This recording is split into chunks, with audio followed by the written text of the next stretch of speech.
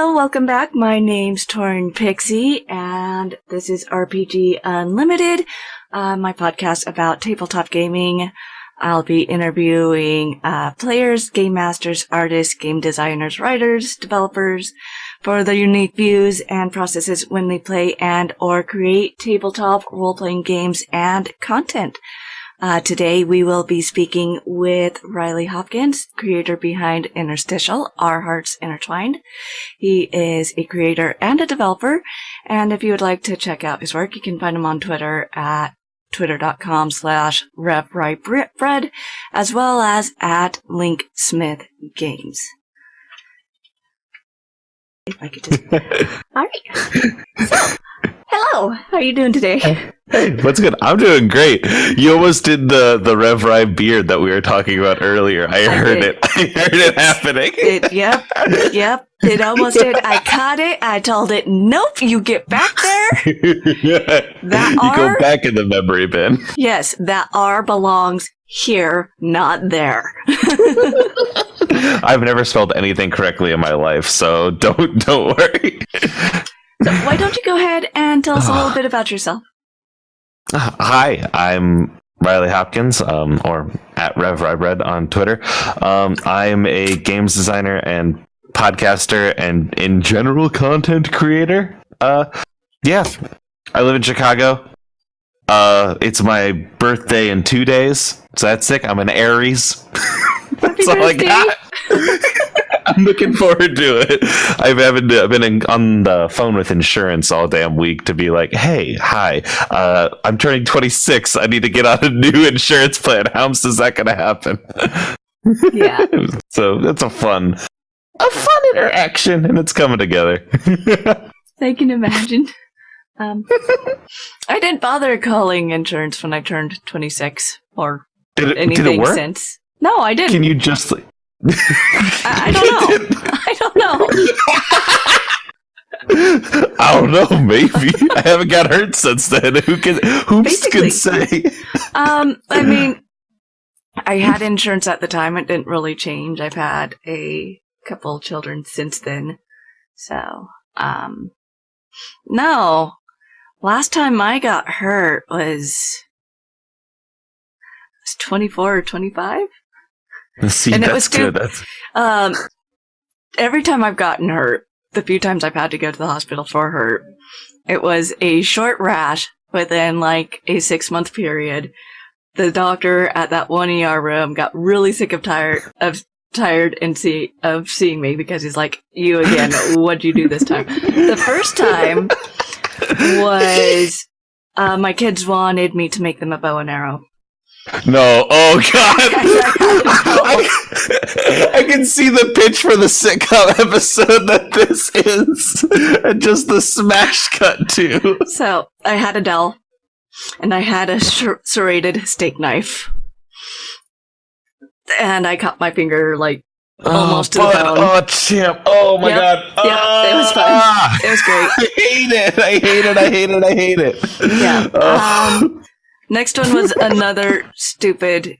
Well, it wasn't as stupid. I had a dog, and a few months after the incident, we found out the dog had cancer after the dog passed away. But I came home from work one day, and I gave him a hug, and he freaked out and bit me. Took an entire chunk out of my lip. Oh, God. All right. Yeah, so turns out hospital talk wasn't the smooth intro that I was hoping it was gonna be. It was okay, but like I felt a really great relationship with this ER surgeon, and he was like the one person that I've ever been able to actually calm down around enough for a shot so that they can do their work, because otherwise I'm just a mess. Oh my god, I don't mess with needles. I don't play with them. Needles are not speaking. Yep. Like, I need to turn on music, and I need to look the other way. Unless there is a deep trust, there is nothing but crying. Because doctor's always swinging like, all right, here's the needle. And I'm like, no, what are you doing? You need to stop. Don't touch me. You need my last dental visit. They just come. They're swinging them left and right at the dentist. Oh, God. I was pregnant at the time. And I warned them I had a problem with needles. And I tried to calm down. I started sweating. You know what they did? Instead of sitting me up, they laid me further back. I passed the fuck out. And they had to call the ambulance. Honestly, I'm like, this is your fault. If they could just knock me the fuck out and then I have to deal with it later, please God. Because the dentist like swang in for me when I broke my teeth, and I like grabbed his hand and he's like, don't do that. And I'm like, you don't do that, bud. There is a trust we need before you come swinging things. Yeah, and I mean, there's other ways. I had a dentist at one point that had this, it's a topical powder one that they can do, and it works amazingly well, and I had no drowsiness, no after effects after it wore off. It was done. I had no swelling. I had 4 wisdom teeth removed in one day, and it was just, it went fast. I had really bad abscesses. So you want your stuff to come out really easily, suffer a lot of pain first, and some really nasty acid taste in your mouth for a bit, and then go see the mouth surgeon people, and it'll just pop right on out for them. Don't do that. This has been Med Unlimited, where we talk about all your favorite medical information and surgeries. Having a good one here. Come back later. Later on this episode, I talk about my eye surgery. I won't. Nothing skews me out more than when people on podcasts are like, this fucked up thing in my face. And I'm like, don't tell me. Don't shut your goddamn mouth, please. The worst I have on that is my first encounter with a pressure cooker. We're good. We're good there. We're good there. Commercial. Yep. We're commercial. good. Like I said, that's all I'm saying. That says everything. So, how did you get into tabletop role-playing games? Seamless transition. Beautiful. I got into tabletop role-playing games. So in high school, I really wanted to play D&D. And my friend said it was too nerdy, and we went, all right. And so we made our own game, because that's much less nerdy than doing something that's been play tested by professionals. It's just building your own shit from the ground up. Didn't we all do that at some point, like in elementary school, when we made up our games, right? Exactly, when you'd pretend you were Link out in the field and you'd just swing your dang sword around. Oh, mine was different. I pretended, me and a couple of my friends, and they were all boys, we were Mario, Luigi, and Yoshi, and we were flinging fireballs at each other. These fireballs were, of course, sawdust. Oh, of course. Sawdust, fuck. Just handfuls of mulch at the playground. Just Kids are great. Kids don't hurt anybody. Everything's fine. So I made that game, and I was with that game. I played that game throughout high school, and then I did not touch role-playing games through college. And then after I decided I was finished, I joined the One Shot Podcast's Discord, or their unofficial Discord. It might be official now. At the time, I'm not sure, but they got me into playing games. I was playing games that weren't Zombie Survivalist, my made-up game, or attempting to play Pathfinder for the first time in my life. And I think that first game might have just been Edge of the Empire. It might have just been... I think Fantasy Flight got me back into role-playing games. And I love it so much. And I've been playing games nonstop since then. I gotta admit, I have not played Pathfinder. I almost got into D&D in the days of Thaco. If I had, I wouldn't have played. Yep. I don't ever want to count again in my fucking life. Don't make a game make me count, please. Yeah. I was already failing math. That would have just been another nail in the coffin there. I can say I have played Call of Cthulhu, and I could totally do that again. I did a very similar version of it a few years ago. My fiance does this campaign in October only. It's only with his closest friends so that he can use what he knows about us and his study with psychology to really, really mess with us. And, yeah. Yeah, that kind of shit only works in that super friendly environment, and that's super like, hi, hello, we're all here for this exactly. If you have any dark secrets you haven't told each other, you're all about to find out because everybody told me. That shit gives me so much agita. I'm like, ah. So it was fun. It was fun. It was interesting. We weren't able to do it this last year because friendships fell apart. So I was the only player left. And in this game with me as the only player and the route things are going, it's like, nope, it's done. I had like 27 points of sanity left. And I'd started out with the most out of everyone there. It's like, all right, so you know how to mess with my brain, clearly. Especially when the dice agree that that's what's going on, is that you're messing with my brain. I'm not allowed to sit there and say, but that didn't really get to me. The dice just said it. Yeah. It's like, okay. Yeah. It could. That's so... the binary fail states that like dice give with that kind of system, that kind of like earlier system where it is just you fail or you pass. It's that kind of stuff bothers me so much because... Well, there was degrees of it, though. It wasn't just flat out, you know. You could actually gain sanity points back, and depending on how well you rolled, you could... It was a full range, so it wasn't just pass-fail. It was degrees, and my dice just hated me. Yeah, I am also part of Team Bad Rolls, and so that's why I'm like, if a dice tells me, we had this conversation on RPG Design Friends on like the podcast the other day of rerolls and like controlling dice like that. And like, if I don't have a way in game to help stop me, the player, from rolling badly or to save me from that, then like I get frustrated because I tend to roll badly. And like, I don't like being told that the cool thing that I set up doesn't happen because the dice failed. I had that for a long time with my first character. And my DM told me, you know, dice attunement is a thing. You've been playing these long enough that if you were attuned, you wouldn't be having these issues by now. Except I think yours is worse. I think your attunement goes to the point where it matters what character you're playing and which dice set. Go get a new set of dice. Go to the store in character and find a pair of dice that feels really good. And then roll those dice.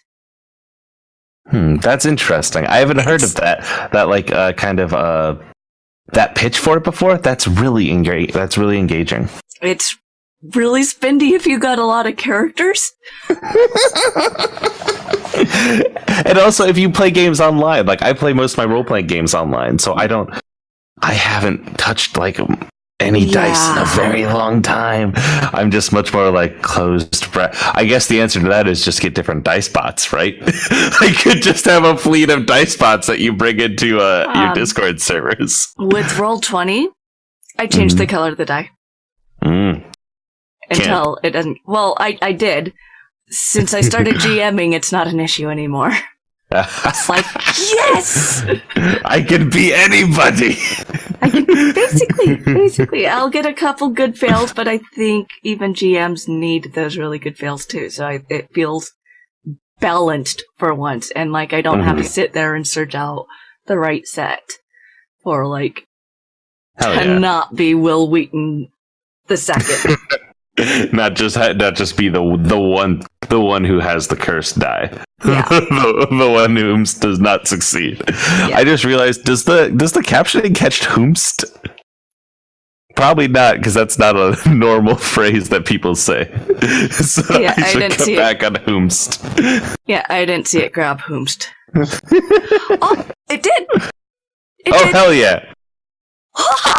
We're good. I can continue talking like the person I am.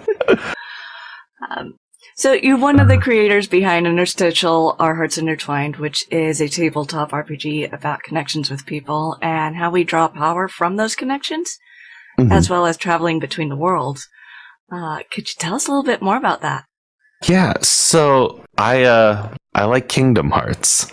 And February of last year, I was in my design Discord with a bunch of other people, and I was like, hey, it's weird that they don't have a Kingdom Hearts role-playing game. I should just do that.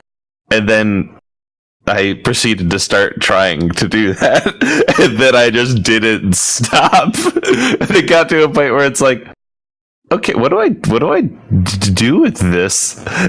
And like then just went from there to Kickstarter. But yeah, it's I made this game and then just play tested it with like a bunch of people throughout like a bunch of different Discords, and the whole idea behind it was like, when I'm playing a role-playing game, oftentimes I will just like take a character whole cloth from something I enjoy and then put a new hat on it and be like, yes, this is my OC. Do not steal.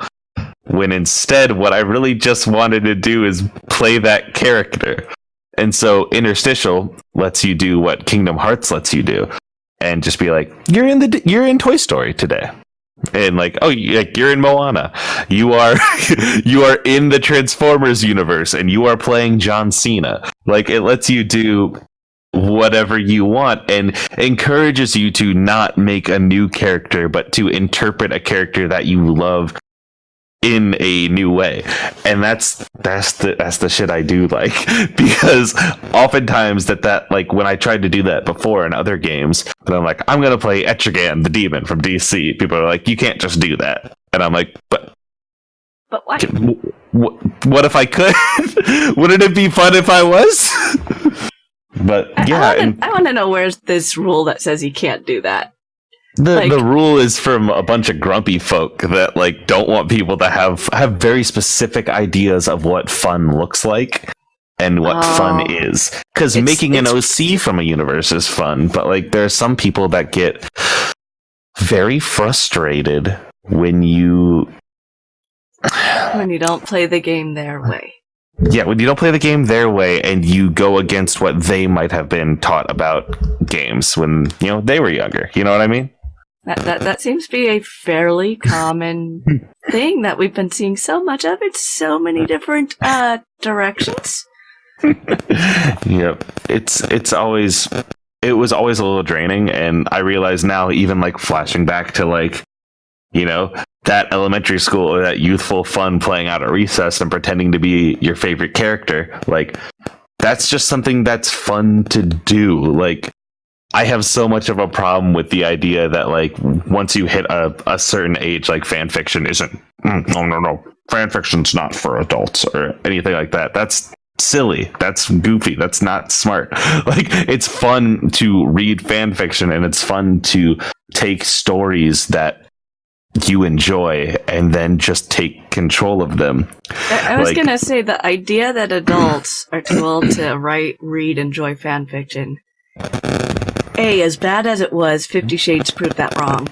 B, as bad as it was, 50 Shades proved that wrong. Adult mentalities need to happen in fan fiction. Yeah, it's fun to do fan fiction, and like, even if we're not, even looking at it past the scale of like, it was proven to be fiscally successful, so therefore it is like sick, therefore it is valid. It's valid in the way that it's like, it's really fun to kind of I have a friend who played Interstitial as like a OC that they had created in like middle school. You know what I mean? So like this older character that they created when they were younger and then dropped them, and they just came back to them and realized how much of that character was them working through their traumas that they didn't know that they had as a kid. And like, getting to do that through the guise of also like going like, wow, why did I love the main character of Golden Compass so much? And then like reading through that book again and going, or playing through the game as her and going, oh yeah, okay, yep, this all makes sense, this all checks out.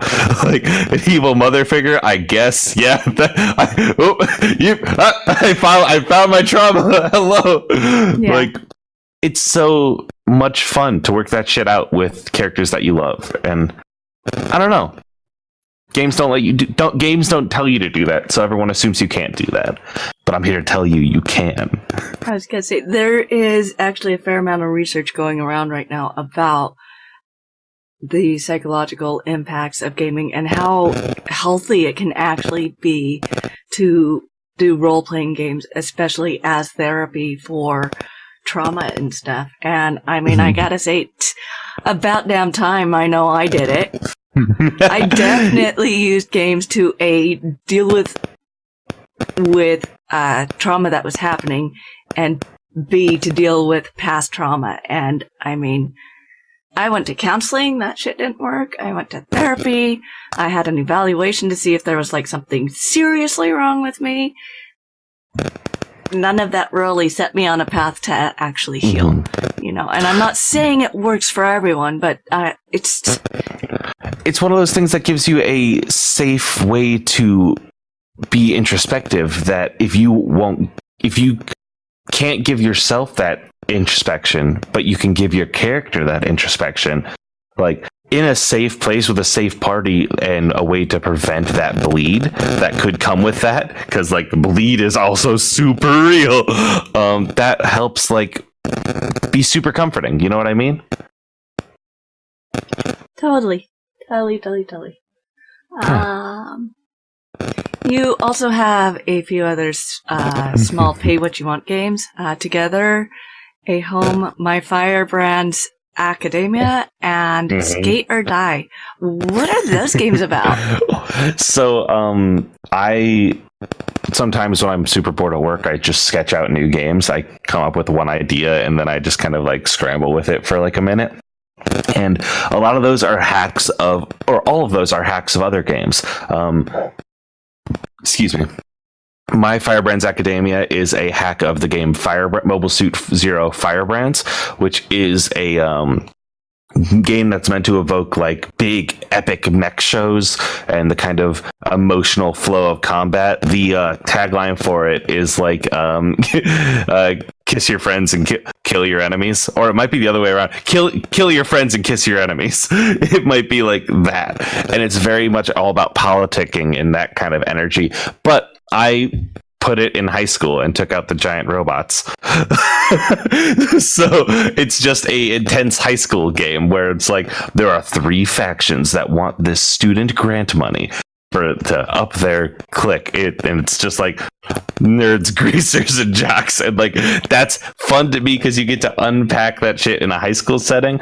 Skate or Die is a hack of Honey Heist by Grant Howitt that is, instead of having the 2 stats be bear or thief, it's skate or die. All stats lead back to you skate or you die, and that's just a small 1-page game. And then the third one, Together at Home, is a hack of A Quiet Year by Avery Alder, and that is a game about it's a map drawing game, but instead of drawing a map of a city or a village, you're drawing a map of an apartment or a shared living space, and you draw cards that ask questions, and then you answer them by drawing something on that map. And through that, you tell the story of this apartment or this home that is full of things, that is full of items that all have a specific story to them. And then you get to figure out what was left in this place. Thank you. Wiki in the chat. Betray your friends, ally with your rivals, fall in love with your enemies. That's the Firebrands quote.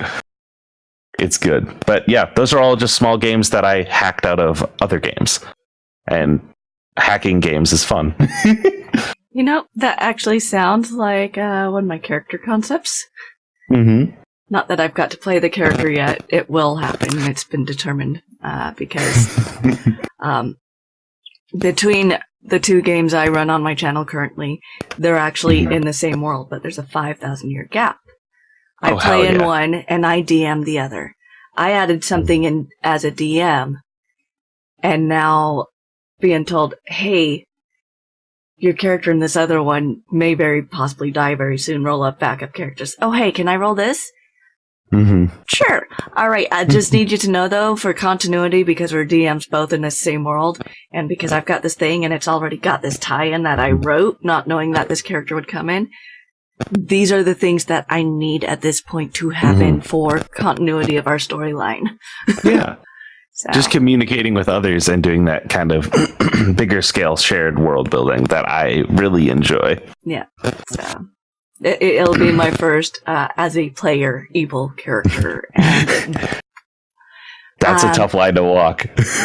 Follower of Palor. And then Palor asks her to kill a whole bunch of kids. Oh. Yep. Yep. Yeah, Anakin Skywalker over there. Yep. Nope. Loses it. Loses it. Can't wait.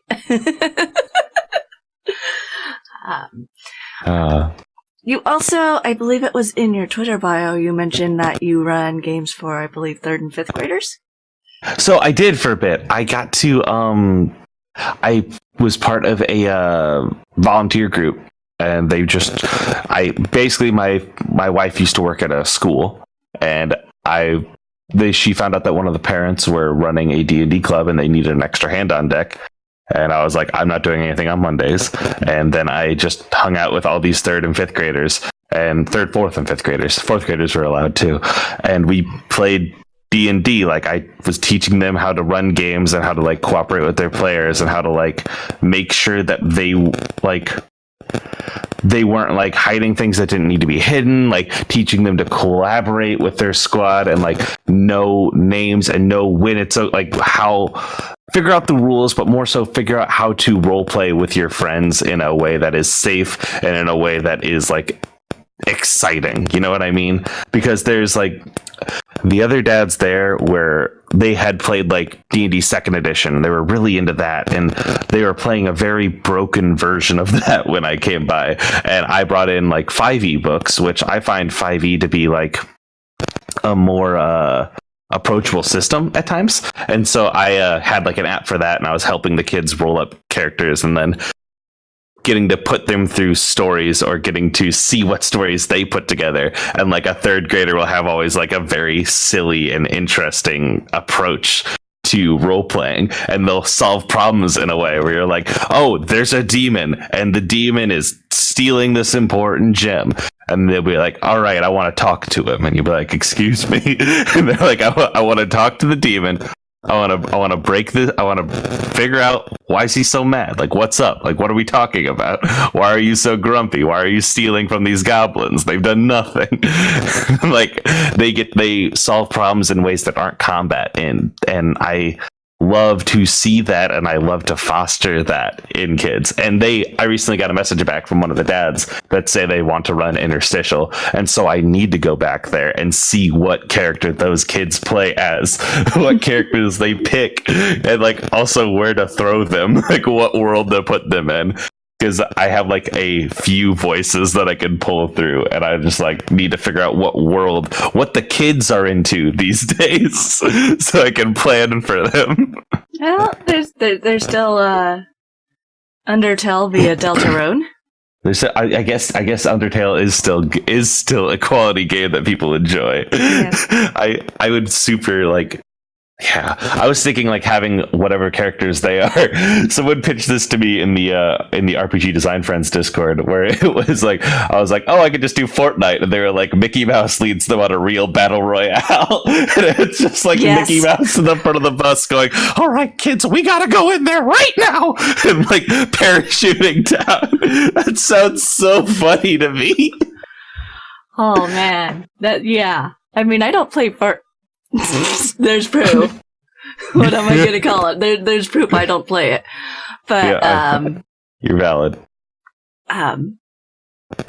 If it was Mickey Mouse and it was the skin that way, maybe just for the lulz. just for my boy Michael Mouse. Yeah.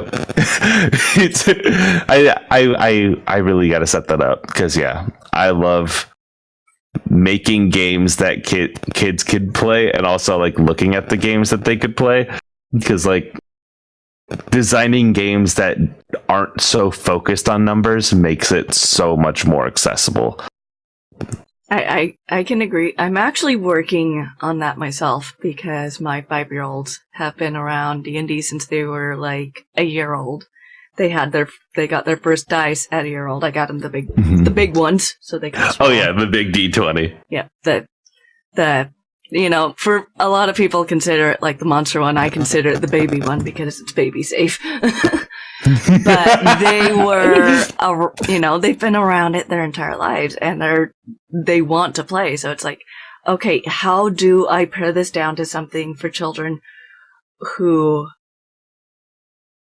haven't necessarily wrapped their heads around math at all? Mm-hmm. So give the numbers meaning, but not where they're doing math. Mm-hmm. Give them these spells and abilities, but not where they're having to read out all this text because they're still learning to read, and these words are honestly too big for them. Yeah. So it's fun. I created character sheets that I think I need to pare down a bit further, but that's always the case with character sheets. It's always like, I want all this information on here. How do I make it parsable? Yeah. The fun thing was sitting down and talking with them and doing a session 0 with them and being like, all right, what kind of characters are you wanting to play? What kind of game are you wanting? And it's like, okay, so I get to run a heavy combat space adventure where we kidnap the princess and ride a dragon. Hell yeah. Which is scary because when I think of space and dragons, I think Void Dragon. And that's terrifying. It's like, I'm gonna give my 5-year-olds a Void Dragon? Yes, I am! gotta let him run wild. As like the points are made up and the rules don't matter. Yep, basically.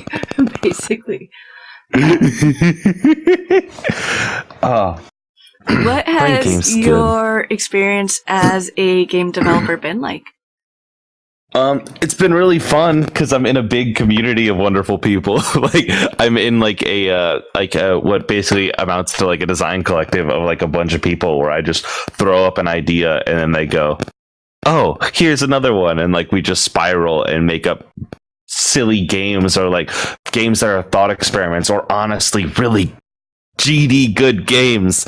Like, and so it's just been really collaborative in a way and very community driven in a way that I wasn't immediately ready for or expecting. And so it's just exciting to be able to be in that group.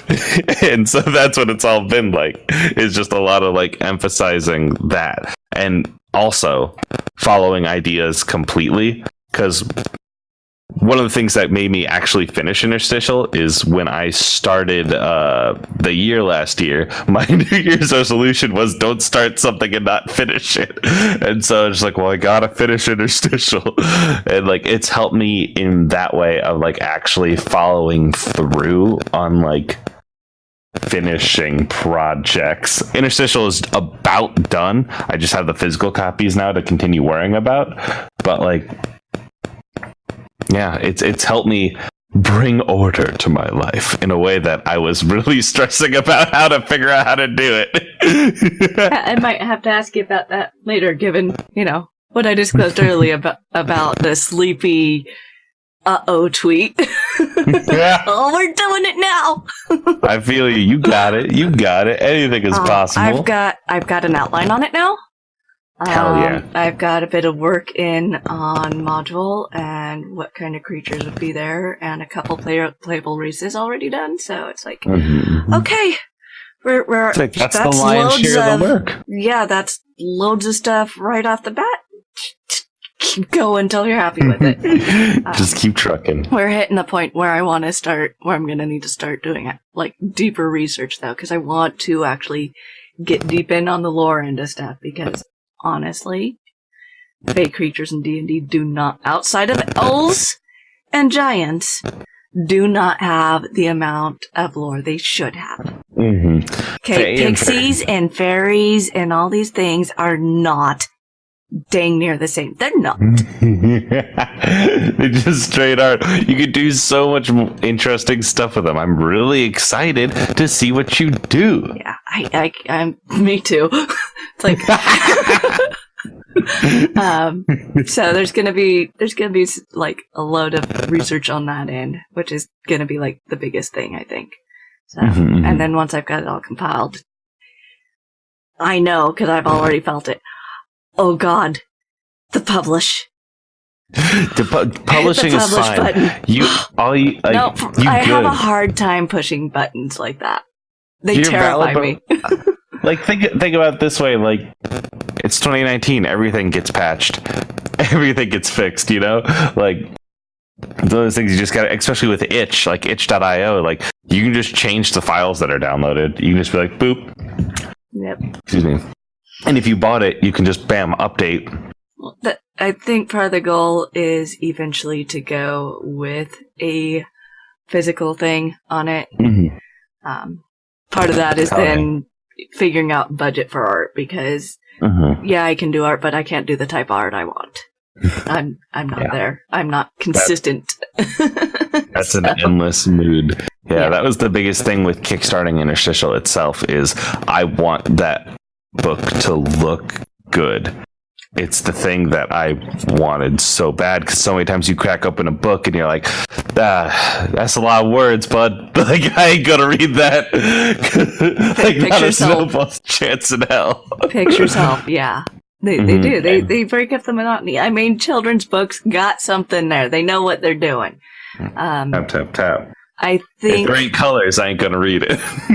It took me 7 years, and it was torturous because I've got this horrible rule where I pick up a book, I'm not allowed to pick up another book till I finished it. Oh, Lord in heaven, you're stronger than I am. It took me 7 years to finish Les Miserables, because it was miserable the entire time. You got a movie about that. You can just watch the movie and you good. Yeah, nope. This damn purist bullshit I had going on would not allow me to, and so I finally got through it, and I'm like, I am never touching this game, this book again. Someone gives it to me as a gift, I will burn it in front of them. What, like the way I can, like that's so interesting. Like when you compare the way that we both consume content, because like the way I approach it is often like, oh, I don't have the time to watch this thing. You know, there's probably a rewatch podcast, and like I just listen to so many rewatch podcasts that like, and then partake in the conversations as like, yeah, I'm a huge fan of Power Rangers. What? No, I don't really watch it. I listen to a podcast about it though. I listen to 2 times a week the Morphin Grid break down Power Rangers Time Force they're in now. That's interesting. I didn't even know they had podcasts for stuff like that. I was like, I know they've got news ones. I know they've got obviously TTRPG ones for like actual play or doing what we're doing here, and just let me point you in this beautiful new realm where you don't have to watch content anymore. You can just listen to your friends talk about it. Like I like watching. And you're valid, and you are again more powerful than I am, but I can't focus for shit. Like I'm listening to a Summer Twilight Book Club, which is a podcast where 2 social workers are going through and rereading Twilight, and it's really great because like the last episode they're in like the 3rd chapter of New Moon, and they just spent the whole thing going like, all right, we are going to sit here and kind of diagnose Bella Swan for a moment and just take a second to go, what the fuck is up, honey? You gotta be careful. Like you are not being safe. And it's just like the 2 of them are so good at it while also being like genuine fan, like being like, I enjoy these books, also they taught me terrible things. Like it's really good. Like, yeah, Summer Twilight Book Club is great. The Morphin Grid is great for Power Rangers. We are watching One Piece is great for One Piece. The Shrieking Shack is great for Harry Potter. Like, there's so many rewatch podcasts that just like, I love it. I love it so much. It sounds interesting, especially with the breakdown on character stuff, because that's always interesting. And yeah, I mean, I watched it because my roommates were watching it, and I was like, very much, this chick is jacked up. What is she doing here? Like, never making a good choice ever, from what I could tell. Like, all right, Yeah. mutant wolfman, sparkly vampire dude and his family, and oh hey, they've got these rules that apparently he's breaking too, so they might kill you for it. There's so much. Why would you like, be involved with that? It's like the understanding of, as you break into Twilight now, specifically talking about the same kind of self-insert that Interstitial wants you to do, where it wants to, like, yeah, you're the center of this story, just fucking, you are, just be that. Like, and like, and understanding through this podcast Bella Swan as a Stephanie, like, the writer of Twilight ain't great, but sometimes she can display and write about trauma in such a way that is like, hey, like, yo, I know this feeling, and I don't know if you intended for this book to contain it. Are you good? Like, are you good? Are you okay? Yeah. Steph, is everything all right at home? But that's, I mean, honestly, with a lot of fan fiction, especially written at the age it was written, that is a common thing. I can't find mine. Mine was bad too. Mine. Oh, Fanfiction.net has removed it. I will not go back. Yeah, no, I'm sure it's back there, but it's a good 1,000 pages at least, because it was 2001. What did you write fanfiction on? I wrote fanfiction. I did a Harry Potter one, and I did a couple Gundam Wing ones. Hell yeah. And, yeah. I can remember, and I'm not talking about it. I am so ashamed of what I did. What I did was wrong. It's not okay. It wasn't wrong. It's you working through and playing with shit. My stuff is like, I redid, like, I just basically did Daily Show episodes, but with Legend of Zelda characters. Like, it's just fucking, like, just reading out the script of Link behind the desk, and, like, today we're gonna interview, like, Jon Stewart. It's the funniest shit. And, like, see, mine weren't funny. Mine were edgelord sex parties.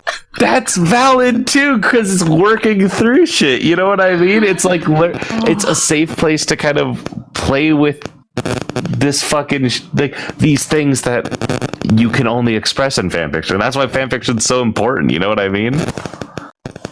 I like it a lot. I like fanfiction, and I like fan works, and I like especially stuff that's done by young folk to figure themselves out in a safe space that's just themselves. You know what I mean? Like, without, like, in any position you have to worry about predators and shit. But, like, I don't know. Fan fiction provided a really safe outlet for me, and I like that. And I will always run and scream to defend fan fiction. It's looking back, and for me personally, knowing. You're just valid. The awareness now of what I was writing then. Oh, yeah! Yeah. Yep. You know when you remember something from, like, 8 years ago, and you just, like, your whole body goes like, ah! like you dodged a bullet? Do you do that? Because me and my wife both do it, and it's like just dodging memory bullets. I'm just like, get out of here! Yeah, leave me alone. I don't get to dodge the memory bullets. The memory bullets cause my insomnia. So putting my hand on the screen, sending you energy.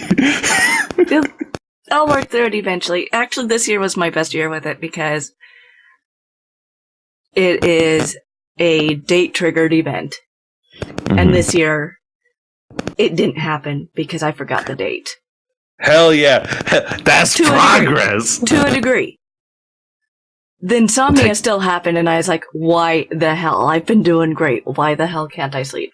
3 days later, look at the calendar. Wait. That's still a progress? It is, because I wasn't actively reliving. It's just my body was like, you're Low key. We're on schedule for this. Why are we?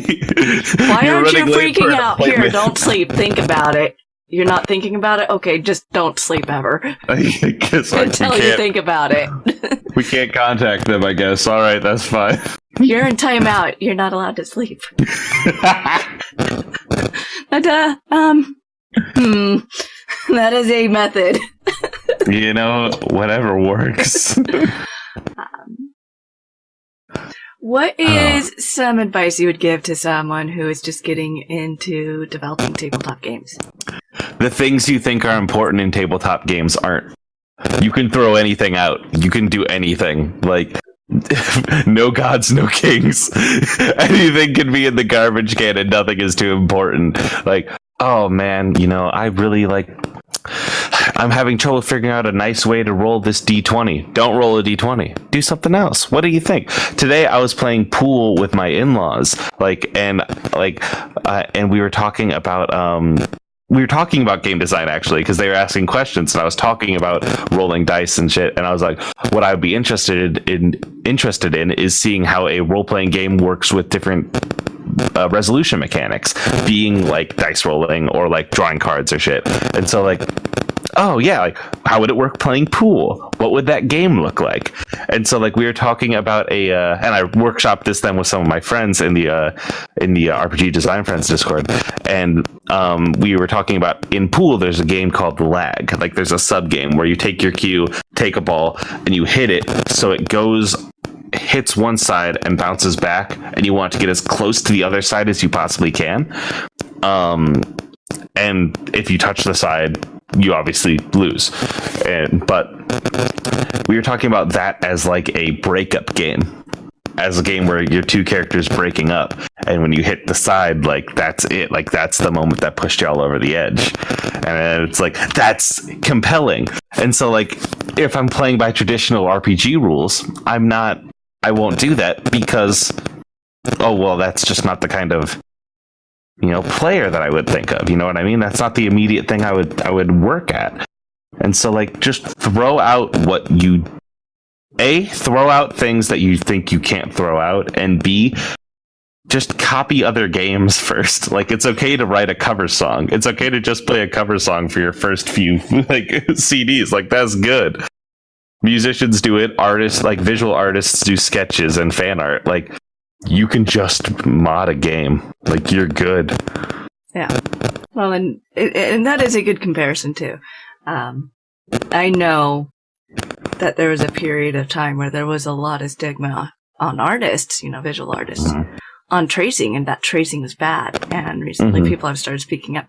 No, tracing is good. That's muscle memory. That's so many things. I mean, nothing wrong with tracing because it helps you learn how to do these movements, and it helps with the eye-hand coordination when your body knows this is how this works. Yeah, you figure out how the basics work, and you aren't going to learn that without working with stuff that someone else has already done first. Yeah.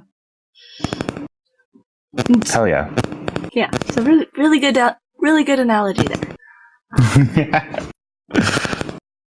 I think about it a lot because that kind of thing, again, most of Interstitial and my body of work is I want to do this thing, but I am told I can't. Well, I guess I'll just do it anyway. Oh no. Y'all better not be cops. You can't trick me. I'll do what I want. Yeah. So what is one of the biggest things you've learned since you started creating games yourself? I have learned that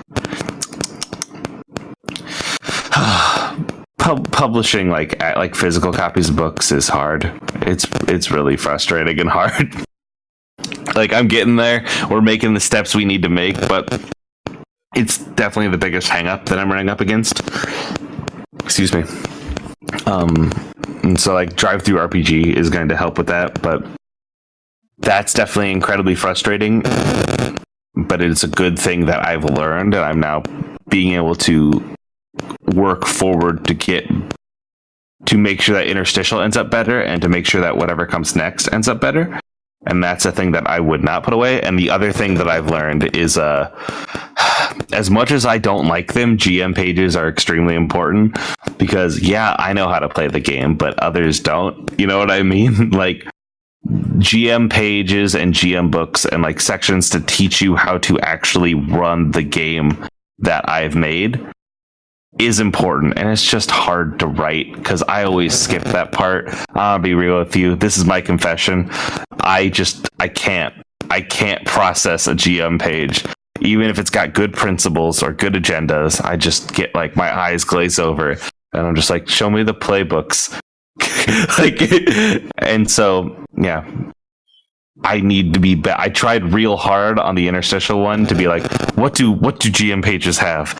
But really, I just either need to get better at writing them, or I need to ask other people to write it and just be like, I am hiring you. Write my GM page, please, God.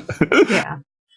Well, and that's a thing. And the thing with that, it's something that I learned before I learned anything else. My first game I got to actually play, DM has us sitting there rolling up characters. I'm like, this is all the books for the game, right? It's like, it's player's handbook. It's the only book you need as a player. I'm like, so there's other books. Yes, but you don't need them. No, I need them because I need to understand everything. It's like, no, you don't. I'm like, I am walking out of here and I am finding other books and I am buying like whichever one tells me the things you're not telling me so that I know all the things. So I'm prepared. I have all the information in my hands. And he turned to me and he's like, fine, you can go through my Dungeons & Masters guide, but I'm pretty sure you're going to be a DM one day. And I'm like, no, I'm not. I just got to know this so I understand things. Well, he wasn't wrong. He wasn't wrong. It might be a good indicator. Someone who has to have the DM's guide rolling up their first character might become a GM. Yeah, it's very nice to be able to see everything. You know what I mean? It's one of those things where it's like, I want to have all the information because it's fun. It's easier to be ironic if I know all the information. Like, I really enjoy knowing what tools the DM is working with or the GM is working with, so I as a player can walk into them and like open them up for fun and interesting storytelling moments. Yeah. Well, or like that stuff. Yeah. Like, my big thing was like, okay, I understand there's other planes. The player handbook doesn't really talk about this. And you get the DM's guide and you're like, it doesn't talk about all this. It says, you've got the material plane, you've got the Feywilds, and you've got the Shadowfell, and it doesn't mention all this other stuff. Even though it mentions races that are from these places. It's like, oh. It assumes that you've already read the DM guide or you've already experienced this in a game and you're just looking for more information, which is frustrating. Because just tell me. Yeah. That is one of the things I've heard, is that there's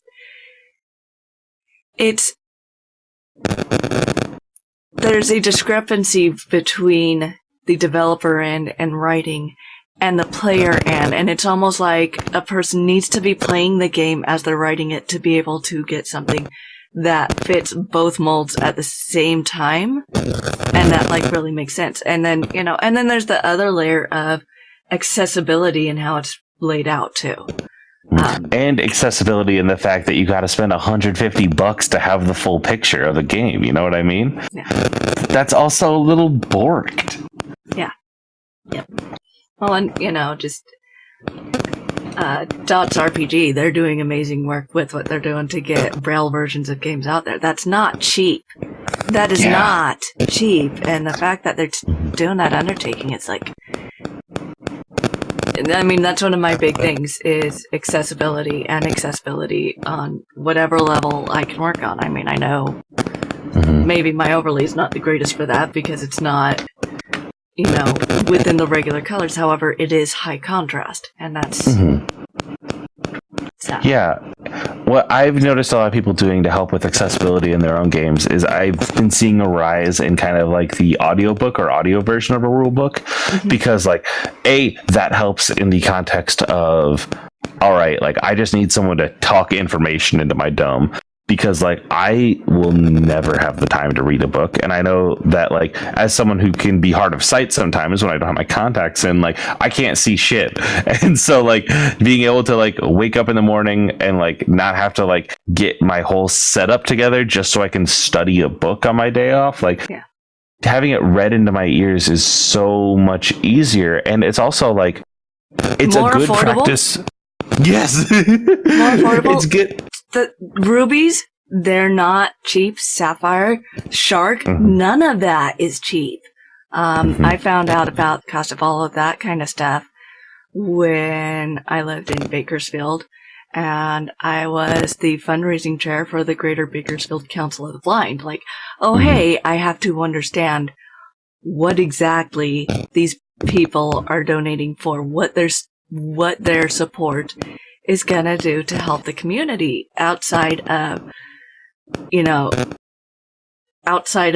obvious.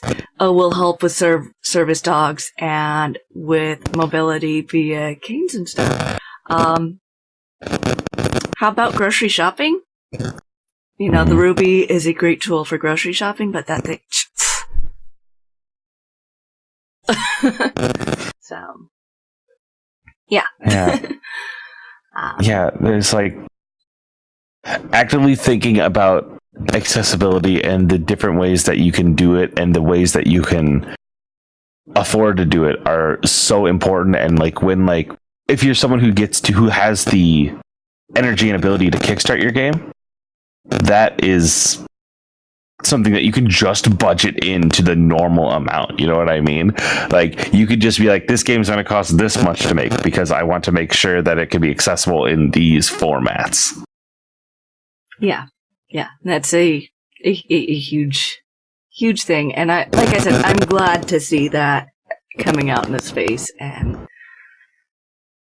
I wish I could like open up time to help with that, because that is one of my passions. So just someday, soon, hopefully I can clear out just enough time. Probably September when the kids are all in school for the full day. You can have your home back. Yes. When I'm not having to chase one kid off the counters and the other back inside the house at the same moment. Can I get a copy, please? Just copy spell. You go there. You watch that one. Just people always make fun of parents who leash their kids, but honestly, that'd be me. It's so smart. Okay, just keep them within like a 6-foot radius and just don't touch anything. Well, I mean, and it does several things, and it's honestly, from talking to a lot of people from overseas, it's really more of a joke only here in U.S. Other places, it's been a thing for a while, and it's a safety thing. It's safety for the child. Hey, if your kid doesn't run out into traffic and almost get hit by a car, you don't have to spank that kid.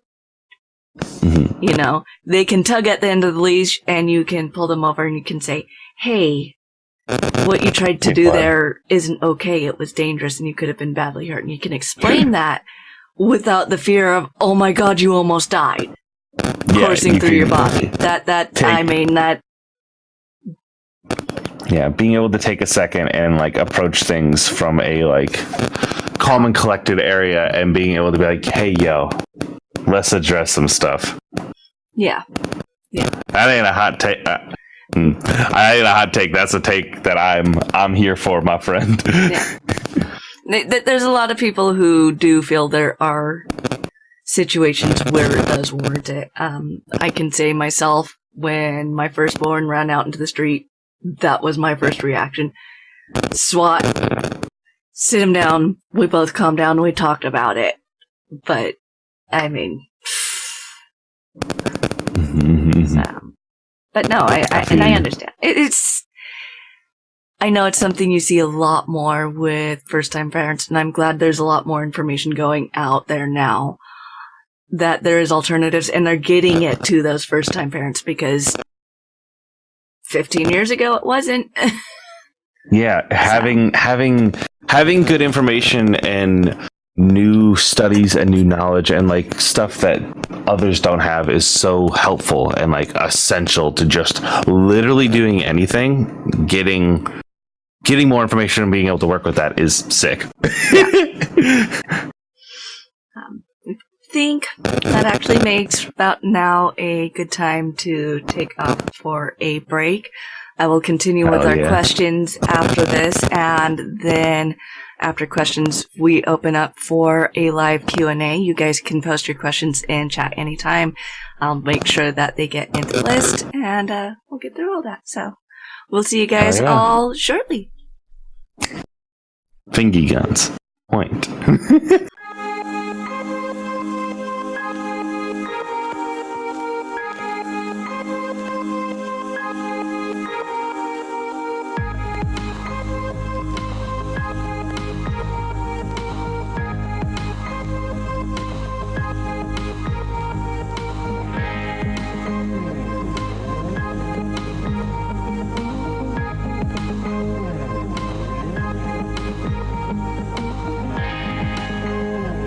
And we're back!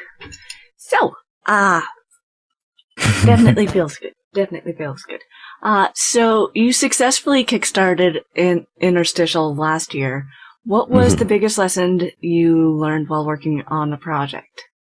The thing that I got the most like thumbs up and compliments on is specifically the like say where your money goes. Like that feels like a really easy and simple thing to just be like, hi, yes, hello. But so many Kickstarters don't just say where their money goes or what cost breakdowns are. Like it stresses me out when I go to a Kickstarter page and I like go like, okay, cool, your goal's 5,000. Why is it 5,000? Like where are you paying with that? What are you doing with this? Like blah, blah, blah, blah, blah, blah, blah. It's just so important to have that transparency, and Kickstarter doesn't make you, which is again borked, but like it's just really, really important to say where that goes, especially over your stretch goals, because over your stretch goals, like no one asks like, all right, if your last goal is at 10,000, why should I fund you over 10,000? Like people don't ask that. Where does that money go? And the idea is understood to just be your pocket, but that's feels weird to not have to say that. I don't know. Just be transparent with your money. You know what I mean? Like people don't own you when you do a Kickstarter, but like if you're clear and upfront, like that shit's much better than just being really sus about the whole situation.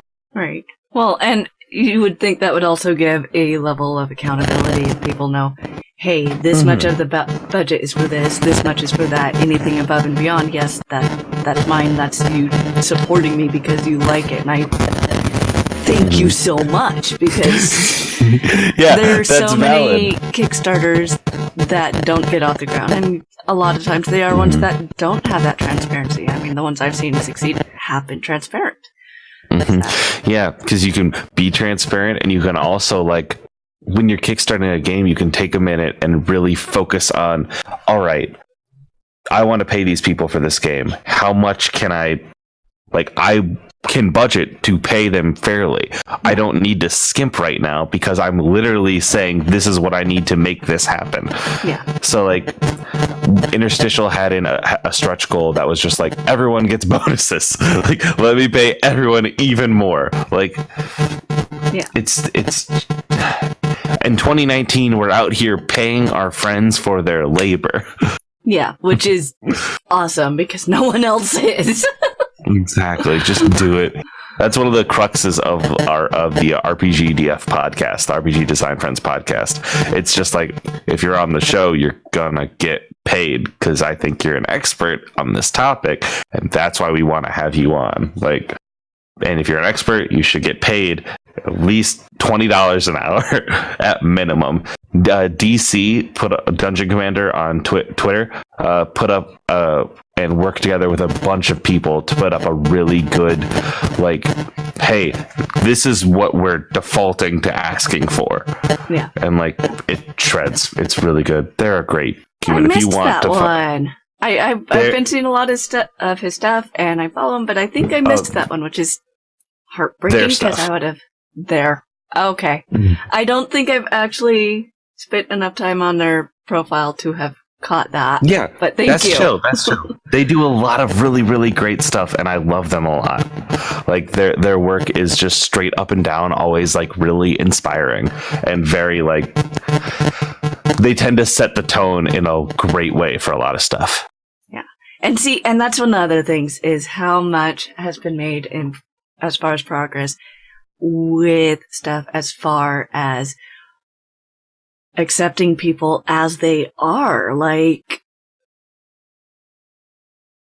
and just the expansion and the understanding that it's not black and white.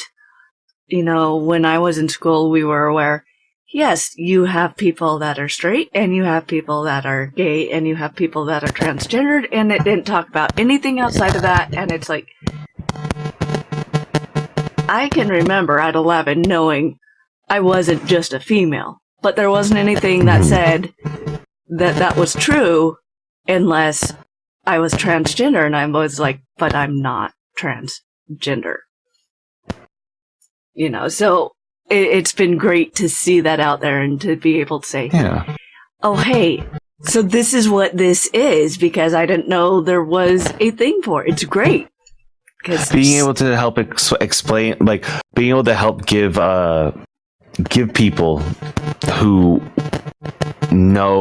just don't know options that are there, being able to help present options is really dope. And I like that shit a lot. Yeah. Well, and I like that it's not just that it's a thing that's being put out there for adults. Like, growing up, when I was young, I didn't know there was anything other than male-female relationships. No clue. Mm-hmm. Didn't dare talk about the thoughts and feelings I had for people that weren't male because they didn't happen. That was what I'd understood until I was exposed to the fact that's not true. So yeah, there's sometimes sometimes the whole my whole life has been a lie is a good thing. It's like, thank you. I thought I was nuts. You crack open and get to learn so much. Like Star versus the Forces of Evil didn't just do a really good episode. I just watched it. They did a really good episode that you can just be like, oh, Star's bi. Like, there's a character in this show that's just bi, and it's sick, and like it's just cool to see. I don't know. It made me really happy to see it on screen on a children's show. Yeah, it's finally. Well, and the kicker is, depending on the culture, it was stuff that was known and accepted prior to colonization. Like, colonization is just, let's not go there. It did bad things. So, yes, to put it the absolute lightest. Yeah. Who or what inspired you to start making games? Who would inspired me to start making games? I mean, I talked about it out the gate, where it was just it was just I wanted to play a role playing game with my friends, and they thought D&D was too nerdy. That really, like, I don't know. It's one of those things where it's just like I guess I could say my friends at that point who are just like, we're gonna make this game and we're just gonna go all out doing it. Because otherwise, I'm just like, so much of my gaming experience is playing a game and going, I wish it had this in it. Okay, I'll just write that in. Oh, I'll just write that in. Oh, I'll just write that in. And then eventually you're like, oh, I have a game. I have my own thing. Oh, here it is. Here specifically, my friend Chris Foster, Iolo on Twitter, EYOLO, made a game. And I was like, oh, you can just do that? That's just something you're allowed to do? He was one of the designers on I can't remember what the original game was. I can't remember the name of it. He's working on Hard Space Hustle now. But he's so fucking talented and good And like seeing him, who's just my friend, release a game made me realize that I could just do that. I know my big eye opener was 2 weeks ago talking with Taylor of Powerhouse Games, and he talked about one of his games, and honestly, we ended up playing it as he was talking about it because it is a one-word game. And yeah, that's sick. Yeah, I saw the one-word game jam. Yes, sorry, I just like zoned. It's like 12:30, and I just went like, one-word game. Yeah, yeah, hell yeah. So he kind of explained a little bit of the premise of what a one-word game is, and then he said mine was worms. And then I was like, worms. And then I was sitting there and I'm like, oh my god, I got it. Wait, whoa, wait!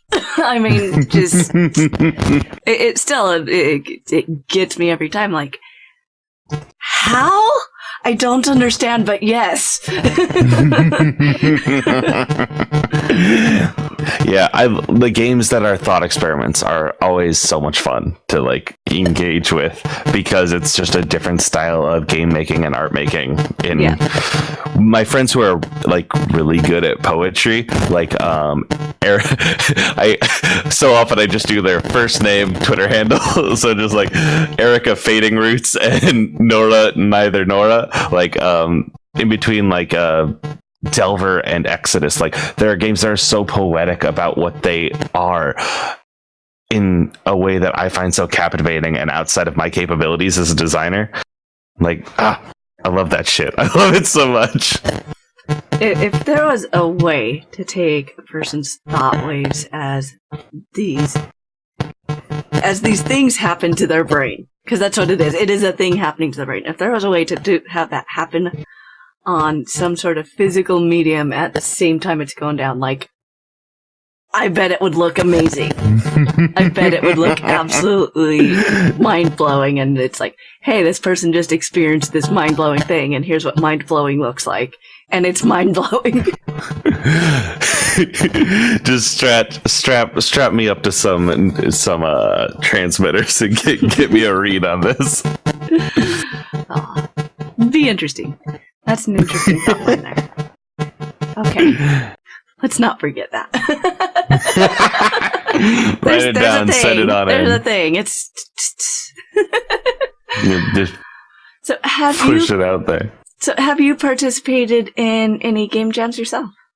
I ran a game jam actually in January. I ran the Record Collection Game Jam, which is just take an album or a song and make a game on it. Make a game about it. Just use that as the basis for your game creation. And so I did The Last Waltz by the band and made a game about conclusions. There were a lot of really great games in there. Like there was a really great game about Bruce Springsteen's Born to Run. Exodus wasn't part of that game jam, but Exodus is a fucking great game based on oh my god, Ezra Furman's Transangelic Exodus. Oh my god, I can't think of the actual name. All my friends like Ezra Furman, and I've never actually listened to their music, but they all really like them and made the music, made their games based on it. It's fucking sick. But yeah, I've participated in those ones, and I want to run another one where it's just make games based on pool, because I was playing pool today, and I think that pool is so much fun. Yeah. I think one based off of tarot could be interesting with how tarot works. Let me sit you down and talk to you about Spindle Wheel. Spindle Wheel is the best game that I've ever played. Spindle Wheel is a game by @tcabbage_games on Twitter. Just @tcabbage, that's it. Spindle Wheel is far and away just the funnest shit in the world. I didn't bring my deck with me. I usually carry a deck with me because, yeah, you're just like, you set it out in a pattern and it's just story building. Oh my god. I can't do Spindle Wheel justice. It has a podcast. Check out Spindle Wheel, please, God. It's so good. I'll have to, so that I have another thing I can do with my cards other than read whatever's going on with a person's life and how they can correct things if, you know, if they pay attention to what the issue is. No, I did that for a while on my channel here, was I would do readings for people, and I was like, don't tell me what your question is. You don't have to post it in chat. You don't have to whisper it.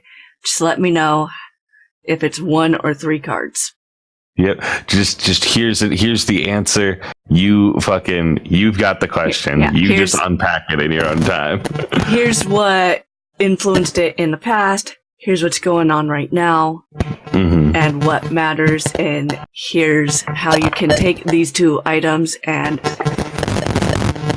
what might give you the best outcome with whatever's going on. You know, a past, present, future. Yeah, and just... Hell yeah. It was always interesting because, again, never knowing what situation was going on with the person that they were asking about, and still, by then, knowing what the situation was. Knowing if it was a work thing, if it was a relationship, and most of the time it wasn't even a romantic one. I think I had 2 that came up as romantic things. And just kind of picturing their reactions based off of their reactions in chat, because I couldn't see their faces, but it's just like, you could tell. You could tell. Just... When something hits, it hits. Yeah.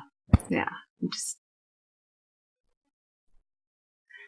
Hell yeah. It was just so draining, though, because it's like, that is such a massive amount of energy to put out, because I have never...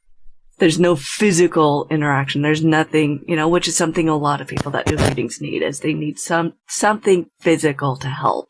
And it's like, nope, we're going pure energy here. Just putting it all out. Just leaving it all on the table, as it were. Yeah. Table being the Twitch table. Yeah.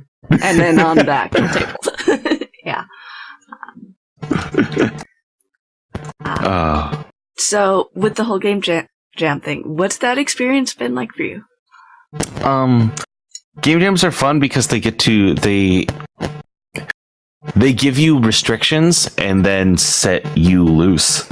Like, they just kind of like open up the door and let you run wild, and that's so exciting to like have like a do this thing and do it like do it in this way. Like, it allows me to stretch my legs or challenge myself in a way that I wouldn't have been able to as an individual. And especially RPGDF opens up is doing a game jam per month, and that's exciting too, because you get to see all these cool restrictions and all these cool games that crack open. Yeah, I like it. Yeah, game jams is good. I'll say that hot take out here.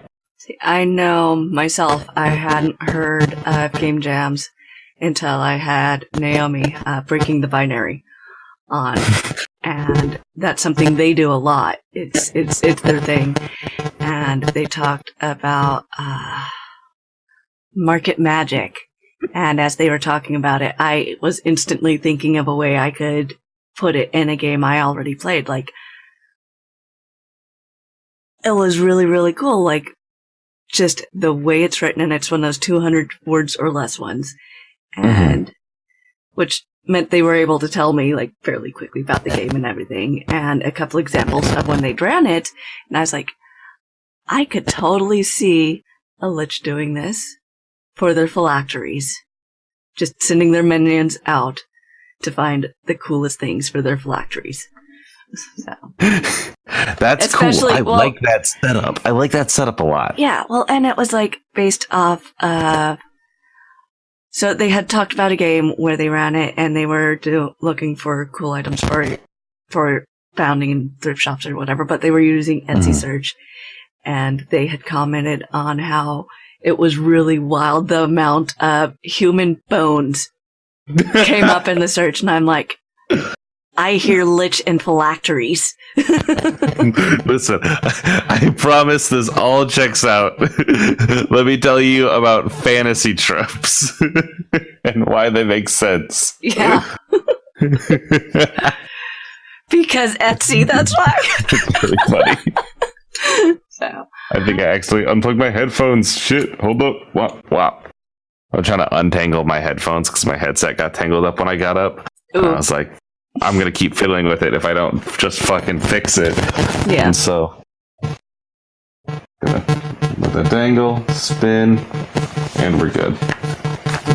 There we go. Fixed it. It was bothering me. I'm sorry.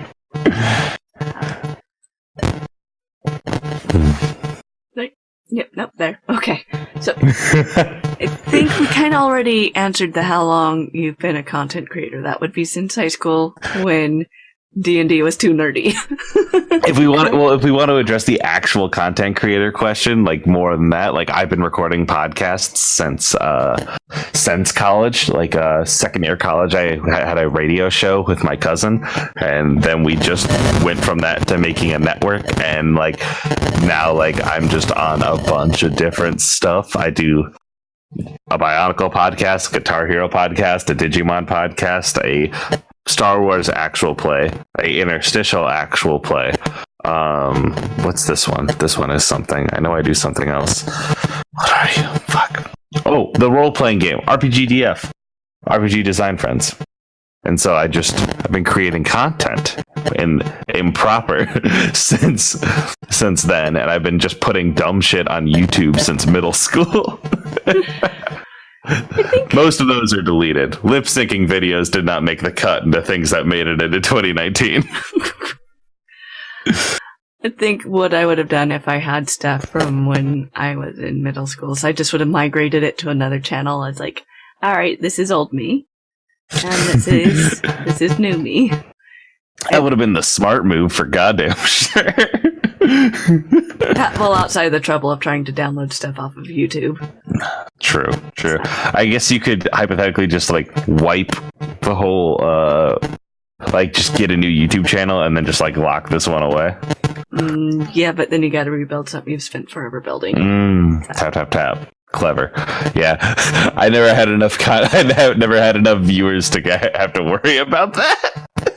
Yeah, I get it. I mean, I never have with YouTube, but here, hell yeah. You know, I considered.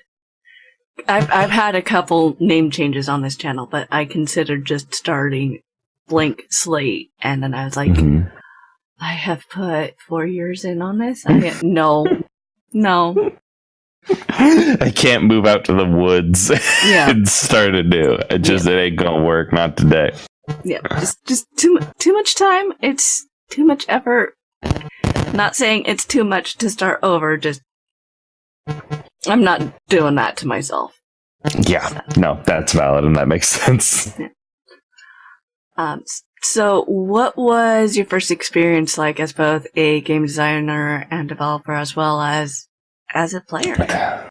Okay, so my first experience as my first experience as a role player was pretty much everyone's first experience as a role player, where you go, all right, this character's name is Riley. No, they're not me. Yes, they're me. Like, just playing myself as a character and eventually just having to move on from that one.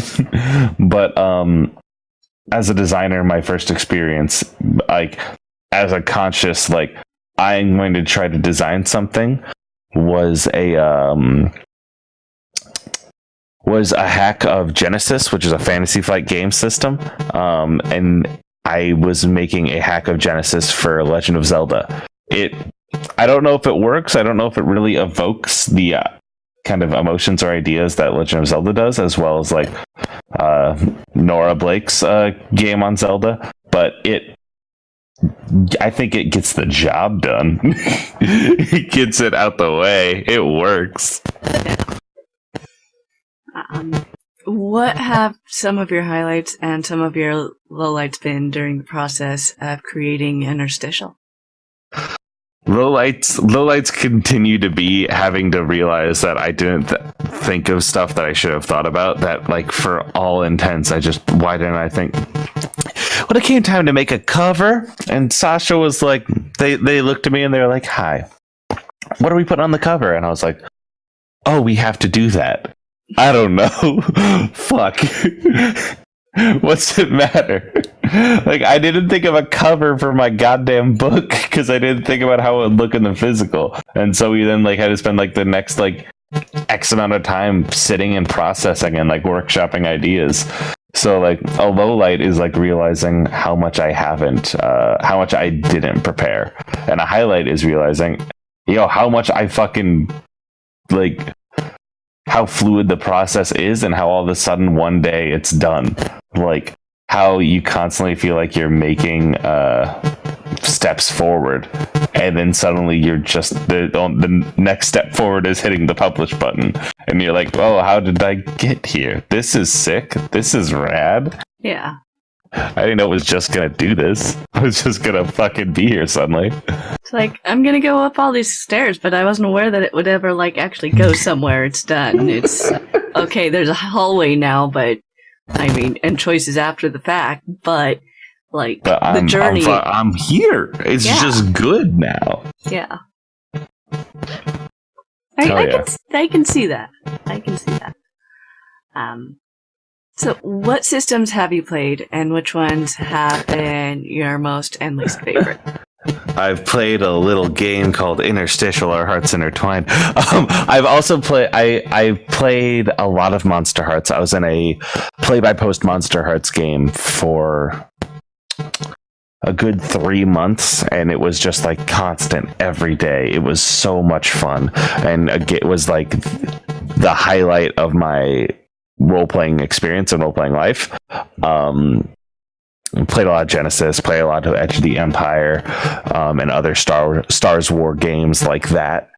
Played a lot of Spindle Wheel. Hell yeah, Spindle Wheel. Quiet Year. I've played just a big ol' hefty amount of games, and recently Lancer, as far as like mech combat and like fun stuff in that space. But like, as far as the games I don't super enjoy, that's gonna be like, I don't like the way Masks does combat, which is unfair to Masks because I think Masks is good at that. I don't like that. There's a lot I don't enjoy about D&D, but I think it gets the job done fine. I just think that there are other games that do some stuff it does better. And I'm trying to think if I have enough. Forged in the Dark. I don't like Blades in the Dark. I'm sorry, everybody. I'm really sorry it had to come out like this. I'm sorry the rumor had, like, my credibility is gone. It's just that, like, I don't, like... Blades in the Dark is such a fail-heavy system, and it's so draining. I'm sorry, y'all. That's just how it's gotta be. That's the truth I need to tell you.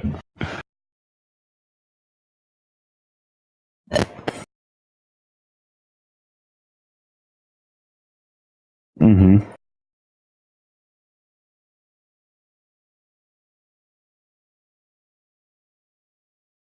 Yeah. Yeah, and it's evocative. It spells the terms that they want the game to spell. It gets that across. It's just like, I don't like this tone. I don't want to lose again.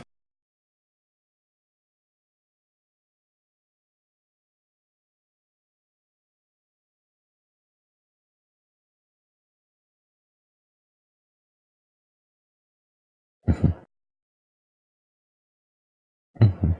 Mm-hmm. Yeah, the victory in a role playing game looks like telling a dope story and doing dope shit.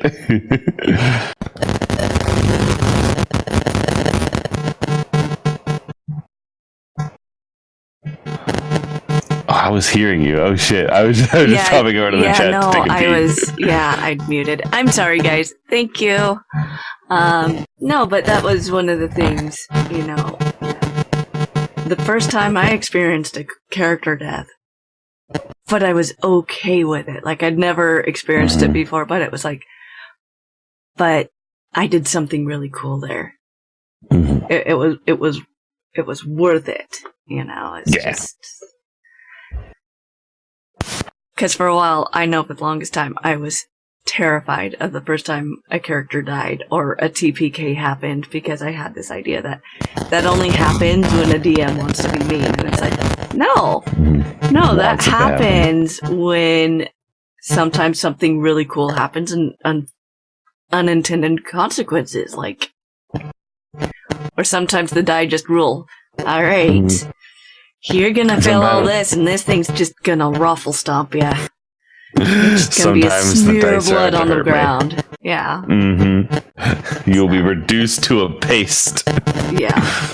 So, not that that's what happened with mine. Mine was fried lightning. Paste of lightning paste. Yep. Spit off a bit more than I could chew. The entire party did. It happens to the best of us. Yeah. It was great. That's how you learn your limitations. It's by running headlong into them. Yeah. Well, honestly, it was my character's fault because we got tired of this one NPC's BS. It's like, alright, I've had it. I've had it with you. I've had it with your stupid elemental brothers. We've decided that the game is over for you, my friend. Yep. Oh, wait, I was wrong. It's over for me. I didn't realize you were that strong. It is I who has been bamboozled. Yep. So, what kind of things do you do to prepare yourself both as a player and a character before a game? I've been waiting for this question to come up. Jack shit. I don't do anything. I don't prepare for games anymore. And like some games require you to prepare for them, and I just don't play those games because I don't like having to think beforehand. Like I know that if I start a game of Interstitial, that I have like, all right, what's a movie I watched recently? What's a show I watched recently? What's a show I know that these people like? Like, I have some old standards. I know that everyone likes going to Riverdale. Everyone enjoys going to just a basic Disney World. Final Fantasy's a good one. It's just like knowing what people want. Like, it's literally just asking at the table and going, where are we going today? Finding out where we are and then just doing it. I don't like planning because I feel like that takes away from what my players can do, and I just like asking them, or even as a player when a GM goes, all right, what are we doing today? Like it helps put us all on that same playing field, and I really enjoy that. So yes, I don't do shit. I know something I recently started doing was, well, I recently started DMing, so I really couldn't have done it previously, but I don't do a huge amount of planning, but I did create a playlist for the world. Like, this is what this place feels like. You travel to another place, this is what this place feels like. Character you're in this, this Pinterest boards. You're in. I am over 8,000 pins in on Pinterest. That's and over good. 70 boards. Pinterest shreds. In that Monster Hearts game I was telling you about, there was prom, and I needed to figure out, what is my character wearing to prom? Obviously, she's a fire elemental, so I have a whole fucking Pinterest board of what her prom dresses were. Yeah. Because it was very important to me that she was the most stylish person there. Oh, yeah. I think it was Thembrus recently on Twitter did a similar thread, and I was like, alright, I'm just gonna do my top favorite characters, because I've had a lot. And then, like, my newest that I hadn't played yet, but I already knew what they would wear. And it was like, it was fun, you know? I mean, I had a couple where it's like, I want to look up suits, but I want some really, really cool suits for these characters, because they're not just... Well, some of my characters are really, really bright and flamboyant, other ones aren't, and it's like, figuring that out. Like, I think my favorite is for my character that eventually turns into an anti-paladin, because she is such a tomboy and so much like not someone that accepts compliments well. And she gets this really regal, really gorgeous, holy heck, the details on this dress. But at the same time, don't you dare tell her she should wear dresses more, or you're gonna fight. Yeah, I mean, it's different when you pick to wear something and when someone else tells you, you should do blank more. It's like, fuck off. You can't tell me what to do. Let me just do what I want.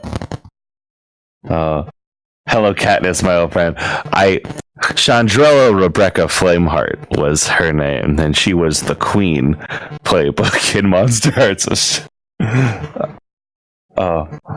Probably find that playbook somewhere. Is my phone close to my mic by chance? It is. I shouldn't have read that out loud. That's fine. I think that's the thing. Oh, wow. Let me move it over here. Yeah. Separate it off over there. Okay. Yeah. Huh. That was it. Damn. That was it. Yeah, because that's wild. I bet you have a notification because it got really active for a moment there. That's what the face was like. Oh! Weird. Yeah. I didn't know that happened. I think first time I came across that was actually on a regular phone because there was signal bleed over. And it was really weird. I was hearing someone else's phone call. So. That's so fucking weird. Yeah. Yeah. So, yay, we got an answer on it though, and now it's gone. Late in, but you live, you learn. Exactly. I wish I'd thought of it earlier. It wasn't until it hit a certain frequency and certain pattern with the frequency that I was like, I believe that's a phone. I'm figuring this out. Yeah. So yeah, that a learned thing. Hell yeah. Well, that would be a ridiculous question. We already have the answer. Have you ever GM'd before? Have you? I need receipts. Oh, God. You're too pretty in your selfies, and I don't see any character sheets. It's just there we go. That's all we're saying there. Close the laptop. I'm going to bed. Yeah. Like I said, that's all we're saying on that one. Oh. Yep, and we already so that's completely been covered. Okay. We just give some in-depth answers. That's the way to do it. Well, and I've had it happen a few times, which is great. And sometimes if it's closer to the beginning of the podcast, then it's fine to like go over it. But we literally just went over this. So it's like, okay. So within the tabletop community, what has your experience been? What do you think has been good, and what do you think could improve, and what do you think you could do yourself personally to improve it? I think my friend Nora tweeted something very good the other day, and I want all my friends in the tabletop community to think for a moment. And that thing that my wonderful friend Nora said is, we don't need to respond to the bad takes of somebody, or specific. We don't need to respond to the half-formed thoughts of somebody just because they have like 4,000 Twitter followers. Like, you don't need to. People have bad takes on Twitter nonstop and have been for like the past 4 weeks. It feels like I've been in discourse hell for that long. But just let. No, because that's wrong too. It's don't let the discourse consume you, please. Yeah, please see strong. Today's train day. Yeah, I think it might be a striking of a balance thing, at least for me it is. Because I used to jump into every battle I could, and gleefully like, oh, I'm gonna tell this person. Like, well, that's stupid though. I am glad I'm, a good 8-9 years older than I was when I was doing that. But it can be hard sometimes, because sometimes it's like No, but really though, so. Like really, like just like when you see somebody who says something that is just like just not correct and not right. Yeah. And like, it's so draining. I started today going, no discourse for me today. I'm gonna be fine. And then I remembered Star Wars was doing a trailer today. And that's just been everything. I muted Star Wars on my feed. I love Star Wars. I just don't want to see it anymore. I don't want any discourse, please. I'm so tired. I haven't seen any discourse. I will say the trailer is amazing.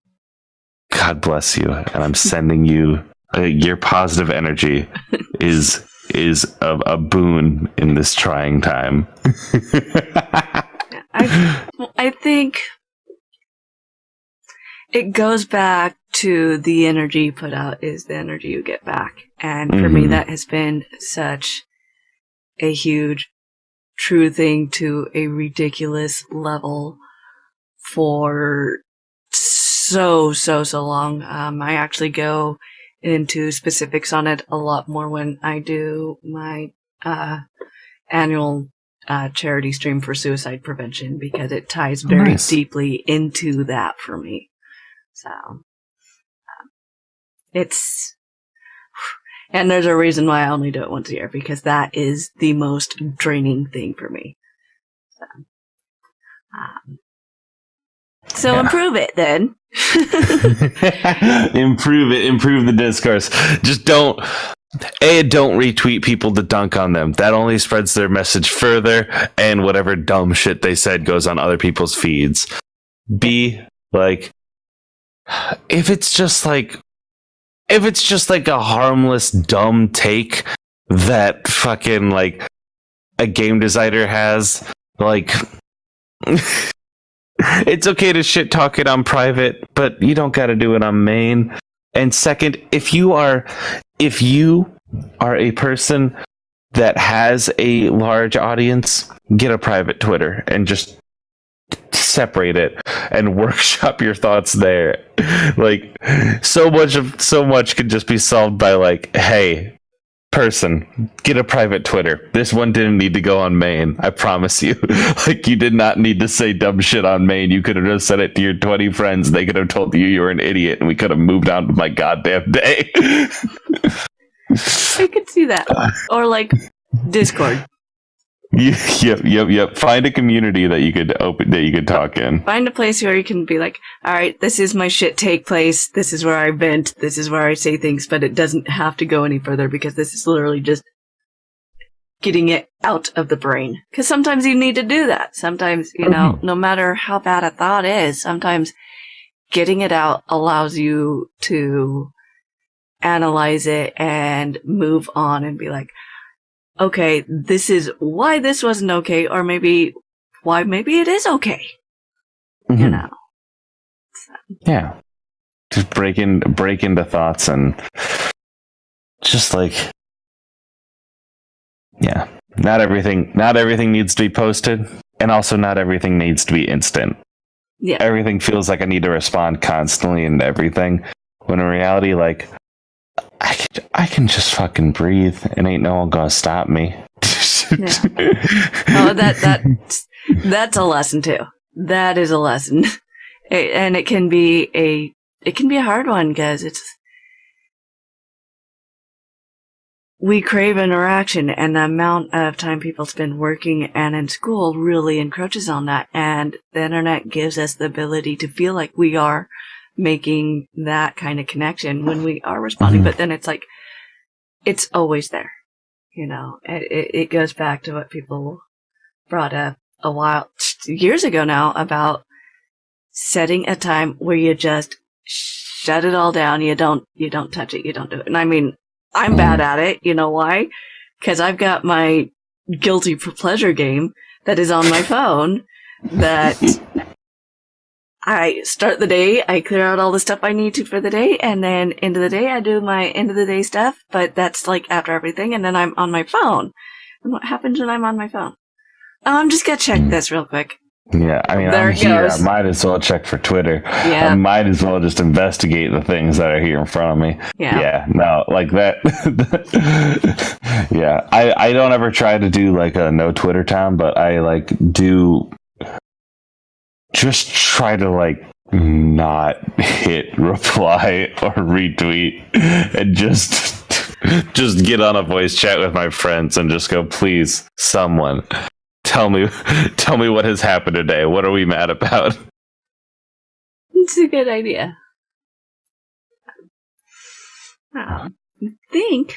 Oh, one more. What is your favorite style of play? And that's in regards to theater of mind, grids, rule of cool, like all the different styles. LARF. Take the rules, throw them in the garbage can. You don't got to do nothing that a rule tells you to do. Like, I just like, if players ask me, hey, can I level up? I go, sure, sounds good. Like, it's just the biggest rule is just like, is everyone at the table having fun? All right, cool, I'm done. Like, that's good. That's all I need. Like, I just need to keep just like theater of the mind, because all my games are over Discord. And like, just be a fan of each other. Like, that's it. Like, just be a fan of everyone at the table and have that fun, positive energy. And put your friends in situations where they can shine. Yeah. I can't wait to get my players out introductory level hell. And I say introductory because not everyone starts at level 1.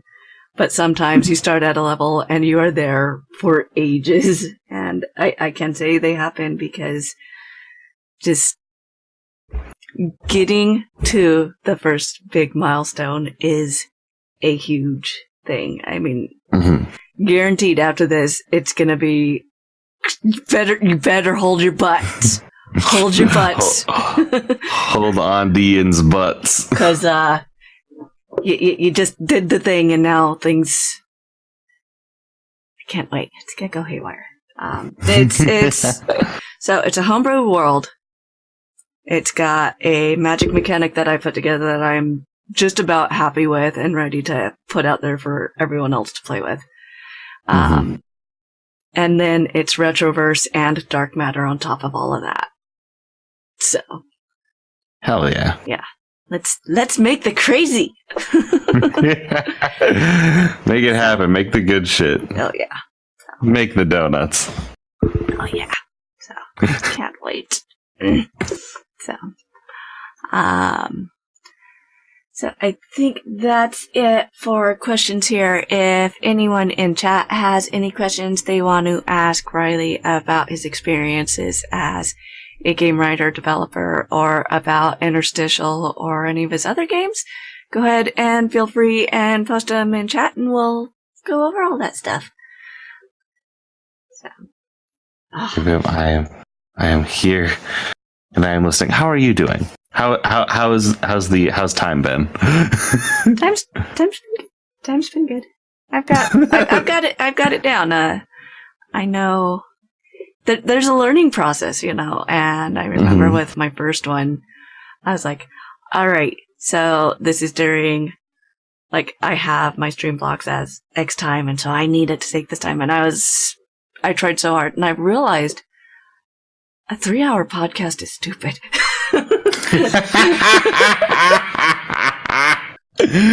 Congratulations, you only played yourself. Yep. So I figured that one out, and I figured it out pretty quickly. So that was a thing, and now it's like you let it run its course, you know. And I've learned sometimes you have interaction from people who are watching live, and sometimes you don't. Speaking of, Blueberry Bee is asking, "What's your favorite playbook and/or character that you've played? Also, did you try and come up with other names for the GM before settling on just keeping it that?" Talking about Interstitial. I didn't do any thinking on what the GM would be called for Interstitial, only to further stress that I have given like the smallest amount of thought to the actual proper GM section of that game, and I feel really bad about that. But yeah, GM just gets the message across, and I find when games do other copies of like do other attempts at like, oh yes, this is what the GM is called in our book. Like it only takes me out of it more. Like MC and stuff like just doesn't process for me as well. And GM, I see it, I know what it means. Like boom, we move on. As far as favorite playbook and our character that I've played, I have a long list of interstitial characters I super want to play, and some that I've actually gotten to play. I really, really like playing Old Man John Cena in Interstitial Season 2. It's so much fun. Oh my god. Old Man John Cena. Tell us about Old Man John Cena. In the not-so-distant future, the world has come to an end. A horrible gas cloud that you might know by its human name, Vince McMahon, has destroyed Earth. And the only person who was left to stop it was John Cena. Imagine John Cena now, mixed with Cable from Marvel Universe. Half robot, half man, all champion. Traveled back in time to try to stop Vince before it came to an end. And before it could happen again. Now, John Cena is in a party with Sans Undertale Gaster, Catwoman, but with part of her soul outside of her body, like a daemon from Golden Compass. But it's Salem from Sabrina the Teenage Witch, and Atticus Alabaster, the player's middle school OC. Listen, I'm here to tell you to go listen to Interstitial, a Kingdom Hearts inspired actual play podcast, because season 2 shreds.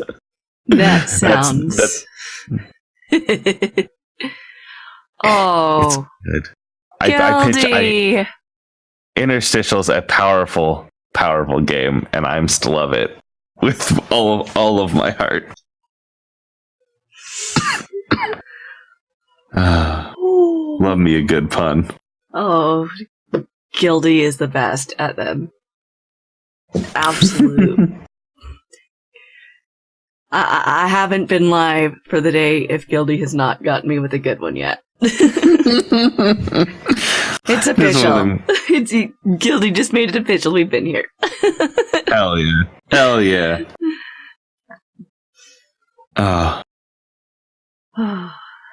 That sounds like a lot of fun. And you said that, and all I could hear was John Cena's theme music. Who doesn't know that? Yep. It was very good. It's very good when we got to introduce that. When we got to figure out that that's who I was playing. It was so much fun. Do you bring sound clips and stuff or things like that? Because we don't bring the sound clips just because the way that we do Interstitial, it's going out as a podcast, so we can't use anything that is copyrighted. We have background music for that podcast, but that's because that band told us that we could use their whole album. So the album's got really good motifs and such moving through it, and the whole podcast is better for it. Mainly I just do John Cena voice and drop a dumb wrestling reference every once in a while. But it's hard for John to shine when Sans Undertale is there. That's interesting. I never finished Undertale. I tried playing it. You're valid. I tried playing it, and I couldn't get past the tutorial. It was You're valid. Oh my god. I spent 8 hours, and I was like, wait, I'm still in the tutorial? I'm done. Just shut it down. We're going home. Valid. Yeah, so listen, every game's not for every person, and that's fair. Well, I wanted to give it a shot, because my oldest has always been nuts about it. It's like, I'm going to give it a shot for him. He's amazing. He's been running games since first grade. You know, he would tell me about the game he ran with his friends out on the field, and it was, which was one of the cool things when you brought it up. It's like, what? That's my son. He does that. He's from day one. It's just, okay, we're going to be a bunch of ninjas and superheroes in this, and this is how this game works, and I'm this character, and what's your character, and let's go do these things. And it's just... Hell yeah. I hope he never loses that magic. It's always possible that he will not. Yeah. It's dope to keep that energy moving forward in life. Yeah. Well, there's him, and then there's my youngest. So there's my daughter, and then there's my stepdaughter, and they're both 5. And like I said, I can't wait to run their thing for them because it's just... I already know these people, and I know how they work, and it's like, this is gonna be the most vulgar shit I've ever seen. It is. Hell yeah.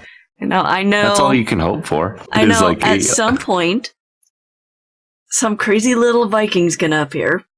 It's gonna happen. Just so. It's gonna be. Hell yeah. I think that's about it for today. I'm not seeing any other questions today. So. Hell yeah. But this has been we great. talked a lot. We got a lot of good information out there. Oh yeah, and just so I'm all very over satisfied. all over the place. Even we started with Medical Unlimited. And then, you're talking about the good the good doctor's notes. Yep. Thank you for being here. It's been great having you. Thank you for having me. It's been really, really fun. I've been happy to be hanging out, and thank you to the chat for being here as well. Oh yeah. They added their own awesome little bits here and there. It's been good, and we appreciate it so much.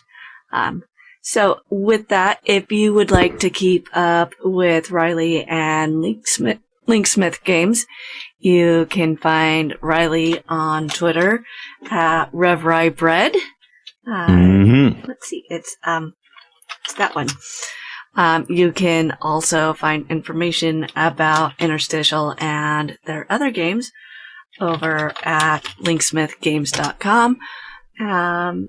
So this has been RPG Unlimited. You can find my show here on Twitch every other Friday, and then you can find me on YouTube and anchor.fm/RPG-Unlimited every other Tuesday.